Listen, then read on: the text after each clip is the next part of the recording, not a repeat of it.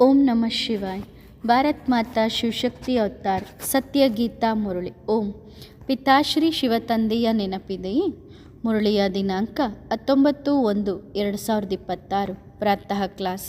Revise course 9/9/1968. ಓಂ ನಮಃ ಶಿವಾಯ. ತಿಳುವಳಿಕೆಯುಳ್ಳ ಮಕ್ಕಳೇ, ತಂದೆಯ ಬಳಿ ಯಾವುದೇ ಪ್ರಶ್ನೆ ಕೇಳುವಂತಹದ್ದು ಇರುವುದಿಲ್ಲ. ವಾಣಿ ಹೀಗೆಯೇ ನಡೆಯುತ್ತಿದ್ದರೆ ಸಂಕಲ್ಪಗಳಿಗೆ ರೆಸ್ಪಾನ್ಸ್ ಅವಶ್ಯವಾಗಿ ಸಿಗುತ್ತದೆ. ಎಲ್ಲ ವಿಷಯಗಳನ್ನು ತಂದೆ ತಾನಾಗಿಯೇ ತಿಳಿಸುತ್ತಾರೆ. ಇಂದು ಇಲ್ಲವೇ ನಾಳೆ, ನಾಡಿದ್ದು ತಿಳಿಸುತ್ತಾರೆ. ಕೇಳುವಂತಹ ಯಾವುದೇ ವಿಷಯ ಇರುವುದಿಲ್ಲ. ಓಂ ನಮಃ ಶಿವಾಯ. ನಿಮ್ಮನ್ನು ಆತ್ಮ ಎಂದು ತಿಳಿದುಕೊಂಡಿದ್ದೀರಾ? ಮೊಟ್ಟ ಮೊದಲು ಮಕ್ಕಳಿಗೆ ಇದನ್ನೇ ತಿಳಿಸಲಾಗುತ್ತದೆ. ನಿಮ್ಮನ್ನು ದೇಹಿ ಎಂದು ತಿಳಿದುಕೊಂಡಿದ್ದೀರಾ ಅಥವಾ ದೇಹ ಎಂದು ತಿಳಿದುಕೊಂಡಿದ್ದೀರಾ? ಇಂತಹ ಪ್ರಶ್ನೆಯನ್ನು ಶಿವಬಾಬರವರ ಹೊರತಾಗಿ ಬೇರೆ ಯಾರೂ ಕೇಳಲು ಸಾಧ್ಯವಿಲ್ಲ. ತಂದೆಯೇ ಪತಿತ ಪಾವನ ಆಗಿದ್ದಾರೆ. ಅವರಿಗೆ ಸರ್ವಶಕ್ತಿವಂತ ಎಂದು ಕರೆಯಲಾಗುತ್ತದೆ. ಸರ್ವಶಕ್ತಿವಾನ್ ಮತ್ತು ಶ್ರೇಷ್ಠಾತಿಶ್ರೇಷ್ಠ ಭಗವಂತ ಎಂದು ಕರೆಯಲಾಗುತ್ತದೆ. ತಂದೆ ಅವಶ್ಯವಾಗಿ ಶ್ರೇಷ್ಠಾತಿಶ್ರೇಷ್ಠ ಪದವಿಯನ್ನು ಪ್ರಾಪ್ತಿ ಮಾಡಿಸುತ್ತಾರೆ. ಶ್ರೇಷ್ಠಾತಿಶ್ರೇಷ್ಠ ಪದವಿ ಈ ಲಕ್ಷ್ಮೀನಾರಾಯಣರದಾಗಿದೆ. ಈ ಸಮಯದಲ್ಲಿ ಇದು ಇಲ್ಲ. ಎಲ್ಲಿ ಹೋಯಿತು? ಪ್ರಪಂಚಕ್ಕೆ ಗೊತ್ತಿಲ್ಲ. ಲಕ್ಷ್ಮೀನಾರಾಯಣರು ಈ ಸೃಷ್ಟಿಯ ಆದಿ ಸನಾತನ ದೇವಿ ದೇವತೆಗಳಾಗಿದ್ದರು ಎಂದು ನಿಮಗೆ ಗೊತ್ತಿದೆ. ದೇವಿ ದೇವತೆಗಳಿಗೆ ಭಗವಾನ್ ಭಗವತಿ ಎಂದು ಕರೆಯಲಾಗುತ್ತದೆ. ಏಕೆಂದರೆ ದೇವಿ ದೇವತೆಗಳಾಗಲು ಭಗವಂತನೇ ಓದಿಸಿದ್ದಾರೆ. ಅದಕ್ಕೆ ಅವರಿಗೆ ದೇವಿ ದೇವತೆಗಳು ಡಿಟಿಸಮ್ ಎಂದು ಕರೆಯಲಾಗುತ್ತದೆ. ಅವರ ರಾಜ್ಯವು ಇಲ್ಲಿ ಭಾರತದಲ್ಲಿತ್ತು. ಬೇರೆ ಯಾರ ರಾಜ್ಯವೂ ಇರಲಿಲ್ಲ. 84 ಜನ್ಮಗಳನ್ನು ತೆಗೆದುಕೊಂಡಿದ್ದಾರೆ. ದೇವತೆಯಿಂದ ಕ್ಷತ್ರಿಯರಾಗಿದ್ದಾರೆ. ಪುನರ್ಜನ್ಮ ತೆಗೆದುಕೊಳ್ಳುತ್ತಾ ಹೆಸರು, ರೂಪ, ದೇಶ, ಕಾಲ ಬದಲಾಗುತ್ತಾ 84 ಜನ್ಮಗಳನ್ನು ತೆಗೆದುಕೊಳ್ಳುತ್ತಾರೆ. 84 ಜನ್ಮಗಳಲ್ಲಿ ಶರೀರವೂ ಬೇರೆ, ಹೆಸರೂ ಬೇರೆ. ಇದನ್ನು ತಂದೆಯೇ ಕುಳಿತು ತಿಳಿಸುತ್ತಾರೆ. ಮನುಷ್ಯರಿಗೆ ಗೊತ್ತಿಲ್ಲ. ಶಾಸ್ತ್ರಗಳಲ್ಲಿಯೂ ಈ ಮಾತುಗಳಿಲ್ಲ. ಬೇಹದ್ದಿನ ತಂದೆ ಎಂದೂ ಶಾಸ್ತ್ರಗಳನ್ನು ತೆಗೆದುಕೊಂಡು ಹೇಳುವುದಿಲ್ಲ. ಇಲ್ಲಿ ಕುಳಿತು ಜ್ಞಾನ ಕೊಡುತ್ತಾರೆ. ತನ್ನ ಮತ್ತು ಸೃಷ್ಟಿ ಚಕ್ರದ ಆದಿ ಮಧ್ಯ ಅಂತ್ಯದ ಜ್ಞಾನವನ್ನು ತಂದೆಯೇ ಕೊಡುತ್ತಾರೆ.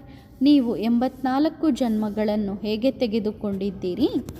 ಮನುಷ್ಯರು 84 ಜನ್ಮಗಳನ್ನು ಹೇಗೆ ಭೋಗಿಸುತ್ತಾರೆ? ಬೇರೆ ಯಾರೂ ಇದನ್ನು ತಿಳಿದುಕೊಂಡಿಲ್ಲ. ಅವರು 84 ಲಕ್ಷ ಜನ್ಮ ಎಂದು ಹೇಳುತ್ತಾರೆ. ತಂದೆ ಜ್ಞಾನ ಸಾಗರರಾಗಿದ್ದಾರೆ. ಸುಖ ಶಾಂತಿಯ ಸಾಗರ ತಂದೆಗೆ ಮಾತ್ರ ಕರೆಯಲಾಗುತ್ತದೆ. ದೇವತೆಗಳ ಮಹಿಮೆ ಬೇರೆಯೇ ಇದೆ. ಶ್ರೇಷ್ಠಾತಿಶ್ರೇಷ್ಠ ತಂದೆಯ ಮಹಿಮೆ ಕೂಡ ಶ್ರೇಷ್ಠಾತಿಶ್ರೇಷ್ಠವಾಗಿದೆ. ಅವರು ಜ್ಞಾನದ ಸಾಗರನಾಗಿದ್ದಾರೆ. ನಿಮ್ಮನ್ನು ನಾಸ್ತಿಕರಿಂದ ಆಸ್ತಿಕರನ್ನಾಗಿ ಮಾಡುತ್ತಾರೆ. ಜ್ಞಾನದಿಂದ ಸದ್ಗತಿ, ಭಕ್ತಿಯಿಂದ ದುರ್ಗತಿಯಾಗುತ್ತದೆ. ತಂದೆ ಹೇಳುತ್ತಾರೆ, ನಾನು ನಿಮಗೆ ಸದ್ಗತಿಯನ್ನು ಕೊಡಲು ಬಂದಿದ್ದೇನೆ. ಮತ್ತೆ ದುರ್ಗತಿ ಹೇಗಾಗುತ್ತದೆ? ತಂದೆಯೇ ಕುಳಿತು ಎಲ್ಲ ರಹಸ್ಯವನ್ನು ತಿಳಿಸುತ್ತಾರೆ. ತಂದೆ ಆತ್ಮಗಳಿಗೆ ತಿಳಿಸುತ್ತಾರೆ. ಆತ್ಮಗಳೇ ಎಲ್ಲವನ್ನೂ ಕೇಳಿಸಿಕೊಳ್ಳುತ್ತವೆ. ಮನುಷ್ಯರೂ ಹೇಳುತ್ತಾರೆ ಈಶ್ವರ ಸರ್ವವ್ಯಾಪಿ ಎಂದು. 5 ವಿಕಾರಗಳು ಸರ್ವವ್ಯಾಪಿ ಆಗಿವೆ ಎಂದು ತಂದೆ ತಿಳಿಸುತ್ತಾರೆ. ದೇವತೆಗಳಲ್ಲಿ 5 ವಿಕಾರಗಳು ಇರುವುದೇ ಇಲ್ಲ. ಯಾರಲ್ಲಿ 5 ವಿಕಾರಗಳಿವೆಯೋ ಅವರಿಗೆ ಅಸುರಿ ಸಂಪ್ರದಾಯದವರು ಎಂದು ಕರೆಯಲಾಗುತ್ತದೆ. ಊಟ, ಪಾನೀಯ, ನಡತೆ ಮುಂತಾದವು ದೇವತೆಗಳಿಗಿಂತ ಸಂಪೂರ್ಣ ಭಿನ್ನವಾಗಿದೆ. ಮಕ್ಕಳು ಧಾರಣೆಯನ್ನು ಬಹಳ ಚೆನ್ನಾಗಿ ಇಟ್ಟುಕೊಳ್ಳಬೇಕು. ಅದರಲ್ಲಿ ಅಂತರ್ಮುಖತೆ ಬಹಳ ಬೇಕು. ಶಾಂತರಾಗಿರಬೇಕು. ಬಾಯಿಂದ ಏನೂ ಮಾತನಾಡಬಾರದು. ಮೊದಲು ಅವಶ್ಯವಾಗಿ ತಿಳಿಸಬೇಕಾಗುತ್ತದೆ. ನಂತರ ಸುಮ್ಮನಾಗಬೇಕು. ಅಂದರೆ ಎಷ್ಟು ಹೇಳಿದರೂ ಅವ್ರು ಕೇಳಲ್ಲ ಅಂದಾಗ ನೀವು ಸುಮ್ಮನಾಗ್ಬಿಡ್ರಿ. ತಂದೆ ಮತ್ತು ಆಸ್ತಿ ಇದನ್ನು ನೆನಪಿನಲ್ಲಿ ಇಟ್ಟುಕೊಳ್ಳಬೇಕು. ತಂದೆಯ ಮೂಲಕ ನಾವು ಮನುಷ್ಯರಿಂದ ದೇವತೆಗಳಾಗುತ್ತೇವೆ. ಆದ್ದರಿಂದ ದೈವಿ ಗುಣಗಳನ್ನು ಅವಶ್ಯವಾಗಿ ಧಾರಣೆ ಮಾಡಿಕೊಳ್ಳಬೇಕು. ದೇವತೆಗಳು ಬೀಡಿ ಸೇದುವುದಿಲ್ಲ. ಸೇದದಿದ್ದರೆ ಹೊಟ್ಟೆ ನೋವು ಬರುತ್ತದೆ ಎಂದು ಕೆಲವರು ಹೇಳುತ್ತಾರೆ. ಮತ್ತು ನೋವು ಬರುವುದಾದರೆ ಅವರು ದೇವತೆಯಾಗಲು ಸಾಧ್ಯವಿಲ್ಲ. ಅಷ್ಟು ನಷ್ಟ ಉಂಟಾಗುತ್ತದೆ. ಜನ್ಮ ಜನ್ಮಾಂತರದ ಪದವಿ ಭ್ರಷ್ಟ ಆಗುತ್ತದೆ. ವಿಕಾರಗಳ ಅಭ್ಯಾಸ ಎಷ್ಟು ಕೆಟ್ಟದ್ದಾಗಿದೆ. ಬಹಳ ಹೊಲಸು ಪ್ರಪಂಚವಾಗಿದೆ. ಅದಕ್ಕೆ ಇದನ್ನು ವೈಶ್ಯಾಲಯ ಎಂದೇ ಕರೆಯಲಾಗುತ್ತದೆ. ಏಕೆಂದರೆ ವಿಕಾರಗಳಲ್ಲಿ ಹೋಗುತ್ತಾರೆ. ಶಿವಾಲಯದಲ್ಲಿ ವಿಕಾರಗಳು ಇರುವುದೇ ಇಲ್ಲ. ಆದ್ದರಿಂದಲೇ ಬಾಬಾ ಚೀಟಿ ಬರೆಸಿಕೊಂಡಿದ್ದರು. ಕಲಿಯುಗಿ ವೈಶ್ಯಾಲಯದಲ್ಲಿರಬೇಕು ಅಥವಾ ಸತ್ಯಯುಗಿ ಶಿವಾಲಯದಲ್ಲಿರಬೇಕು. ದಿನ ಪ್ರತಿದಿನ ಚೆನ್ನಾಗಿ ತಿಳಿಸುವಂತಹ ಯುಕ್ತಿಗಳನ್ನು ತೆಗೆಯುತ್ತಾ ಹೋಗುತ್ತಾರೆ. ಮಂಗಗಳಿಗೆ ರತ್ನವನ್ನು ಕೊಟ್ಟರೆ ಅವು ಕೋತಿಗಳು ಎಸೆದು ಬಿಡುತ್ತವೆ. ಯಾರು ಕೋತಿಗಳಿದ್ದಾರೋ ಅವರನ್ನು ತಂದೆ ಮಂದಿರಕ್ಕೆ ಯೋಗ್ಯ ಆಗುವಂತೆ ಮಾಡುತ್ತಾರೆ. ರಾವಣನ ಮೇಲೆ ಜಯವನ್ನು ಕೊಡಿಸುತ್ತಾರೆ. ಶಾಸ್ತ್ರಗಳಲ್ಲಿ ಏನೇನೋ ಕುಳಿತು ಬರೆದಿದ್ದಾರೆ. ಕಪಿ ಸೈನ್ಯವು ಸೇತುವೆಯನ್ನು ಕಟ್ಟಿತು. ಇದೇನು? ಸೇತುವೆಯನ್ನು ಈಗ ನೀವು ಕಟ್ಟುತ್ತಿದ್ದೀರಿ ಆ ಕಡೆಗೆ ಹೋಗುವುದಕ್ಕಾಗಿ. ಬಾಕಿ ಆ ಕೋತಿಗಳ ಮಾತೇನಲ್ಲ. ಈ ಇಡೀ ಪ್ರಪಂಚವು ಬೇಹದ್ದಿನ ಲಂಕೆಯಾಗಿದೆ.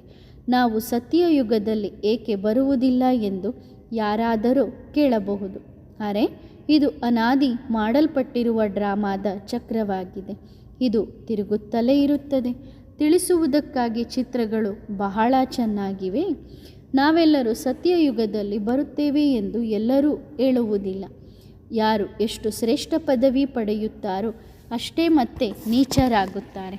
ಯಾರು ಸಂಪೂರ್ಣ ಸಾಹುಕಾರರು ಅವರು ಸಂಪೂರ್ಣ ಬಡವರಾಗುತ್ತಾರೆ. ಈ ಲೆಕ್ಕಾಚಾರವನ್ನು ತಂದೆಯೇ ಬಂದು ತಿಳಿಸುತ್ತಾರೆ. ಇದನ್ನು ನೀವು ಆ ಸಮಯದಲ್ಲಿಯೇ ಧಾರಣೆ ಮಾಡಿಕೊಳ್ಳಬಹುದು. ಶಿಕ್ಷಣವನ್ನು ಈಗಲೇ ಓದಬೇಕು.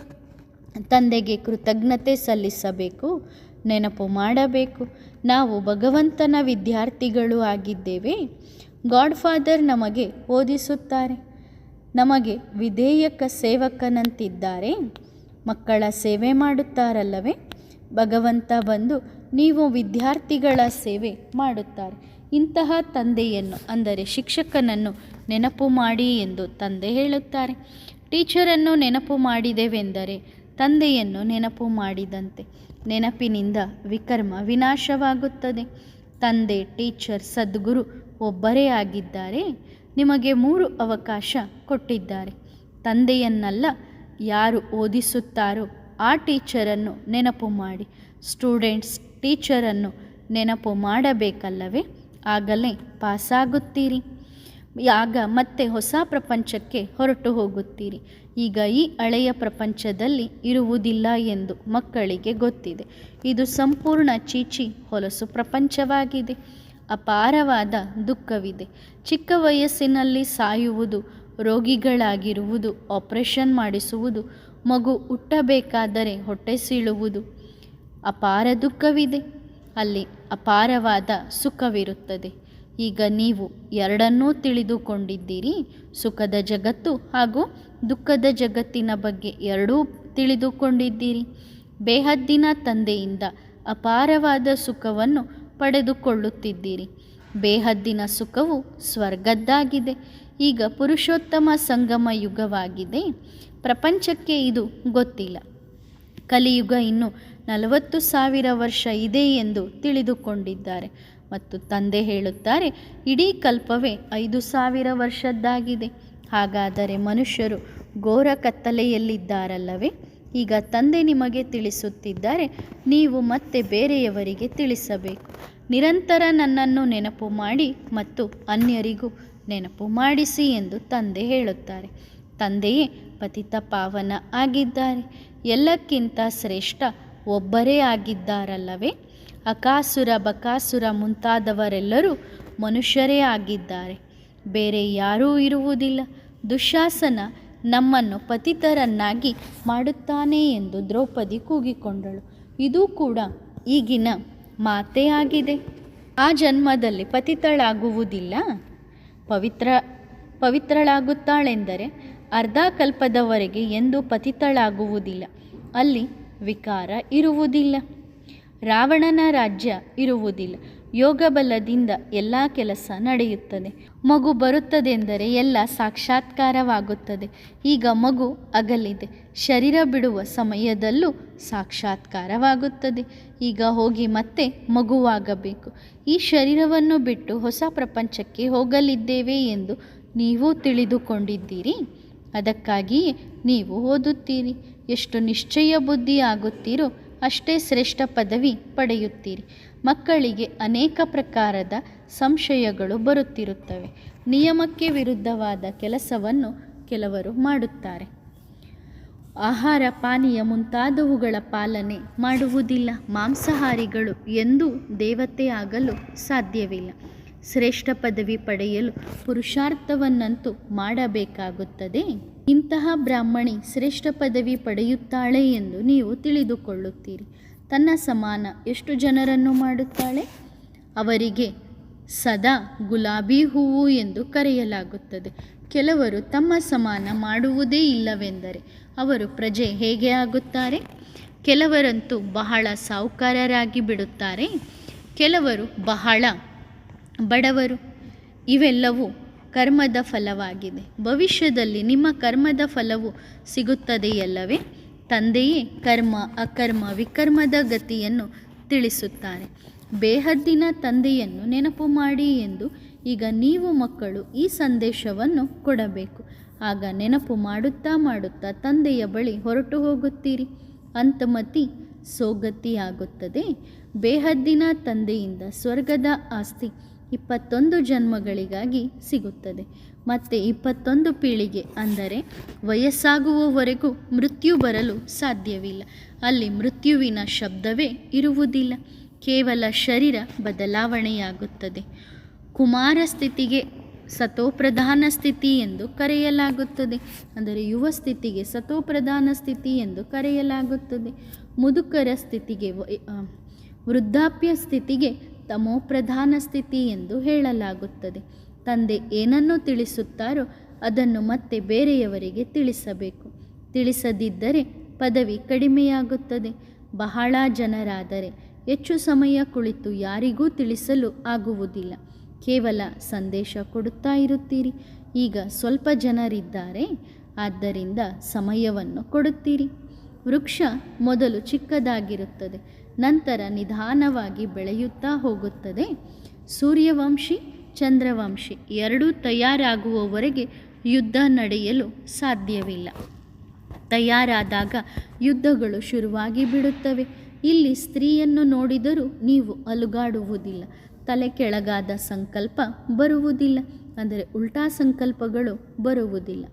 ಕೆಲವೊಮ್ಮೆ ಮನೆಯಲ್ಲಿ ನೋಡಿದರೆ ತಟ್ಟನೆ ಕೆಟ್ಟ ಸಂಕಲ್ಪ ಬಂದು ಬಿಡುತ್ತದೆ. ಇಲ್ಲಿ ಎಣ್ಣೆಯ ವಸ್ತು, ಹುಳಿ ಮುಂತಾದ ತಮೋಗುಣಿ ವಸ್ತುಗಳನ್ನು ತಿನ್ನುತ್ತಾರೆ. ದೇವತೆಗಳು ಎಂದಾದರೂ ಹಸಿಮೆಣಸಿನಕಾಯಿ ಮುಂತಾದವುಗಳನ್ನು ತಿನ್ನುತ್ತಾರೇನೋ? ಇಲ್ಲಂತೂ ಹಸಿಮೆಣಸಿನಕಾಯಿ, ಬಜ್ಜಿ, ಉಪ್ಪಿನಕಾಯಿ ಎಲ್ಲವನ್ನೂ ತಿನ್ನುತ್ತಾರೆ. ನಾಲಿಗೆಯ ಚಟ ಇದೆಯಲ್ಲವೇ? ತಮೋಗುಣಿ ವಸ್ತುಗಳನ್ನು ತಿನ್ನಬಾರದು. ಯಾರು ಸಂಪೂರ್ಣರಾಗಿ ಇಲ್ಲ ಅಲ್ಲವೇ ಆಗಬೇಕು. ಯಾವುದೇ ತಮೋಗುಣಿ ವಸ್ತುವನ್ನು ತಿನ್ನಬಾರದು. ನೀವು ಕೊನೆಯಲ್ಲಿ ಸಂಪೂರ್ಣ ಆಗುತ್ತೀರಿ. ಕರ್ಮಾತೀತ ಸ್ಥಿತಿಯೂ ಸಹ ಕೊನೆಯಲ್ಲಿ ಆಗುತ್ತದೆ. ಈಗ ಬಹಳ ಪರಿಶ್ರಮ ಪಡಬೇಕು. ಸಂಕಲ್ಪ ಮುಂತಾದವು ಎಲ್ಲರಿಗೂ ಬರುತ್ತವೆ, ಪುರುಷಾರ್ಥಿಗಳಲ್ಲವೇ? ಏನೂ ನೆನಪಿರದಂತಹ ಕರ್ಮಾತೀತ ಸ್ಥಿತಿಯಂತೂ ಕೊನೆಯಲ್ಲಿ ಆಗುತ್ತದೆ. ಕರ್ಮಾತೀತ ಸ್ಥಿತಿಯಾಯಿತೆಂದರೆ ಶಿಕ್ಷಣ ಪೂರ್ಣವಾಯಿತು. ನಂತರ ಯುದ್ಧ ಶುರುವಾಗುತ್ತದೆ. ಅಂದರೆ ಹಳೆಯ ಪ್ರಪಂಚವನ್ನಂತೂ ಬದಲಾಗಲೇಬೇಕು. ನಮಗೆ ಬೇಹದ್ದಿನ ತಂದೆಯಿಂದ ಹೊಸ ಪ್ರಪಂಚಕ್ಕಾಗಿ ಆಸ್ತಿ ಬೇಕು. ರಾಮನದು ಆಸ್ತಿ, ರಾವಣನದು ಶಾಪ. ಭಾರತ ಈಗ ಶಾಪಗ್ರಸ್ತವಾಗಿದೆ. ದುಃಖ ಇದೆಯಲ್ಲವೇ? ರಾವಣನ ಶಾಪವಿದೆ. ಮತ್ತು ತಂದೆಯಿಂದ ಆಸ್ತಿ ಸಿಗುತ್ತದೆ. ಭಗವಂತನೇ ಶಾಪ ಕೊಡುತ್ತಾರೆ. ಆಸ್ತಿಯನ್ನು ಭಗವಂತನೇ ಕೊಡುತ್ತಾರೆ. ಸುಖ ದುಃಖ ಭಗವಂತನೇ ಕೊಡುತ್ತಾರೆ ಎಂದು ಪ್ರಪಂಚದವರು ತಿಳಿದುಕೊಂಡಿದ್ದಾರೆ. ರಾವಣ ನಿಮಗೆ ದುಃಖ ಕೊಡುತ್ತಾನೆ ಎಂದು ತಂದೆ ಹೇಳುತ್ತಾರೆ. ನಾನು ಯಾರಿಗೂ ಎಂದೂ ದುಃಖ ಕೊಡುವುದಿಲ್ಲ. ತಂದೆಯ ಬಳಿ ಯಾವುದೇ ಪ್ರಶ್ನೆ ಕೇಳುವಂತಹದ್ದು ಇರುವುದಿಲ್ಲ. ವಾಣಿ ಹೀಗೆಯೇ ಬರುತ್ತಿದ್ದರೆ ಸಂಕಲ್ಪಗಳಿಗೆ ರೆಸ್ಪಾನ್ಸ್ ಸಿಗುತ್ತದೆ.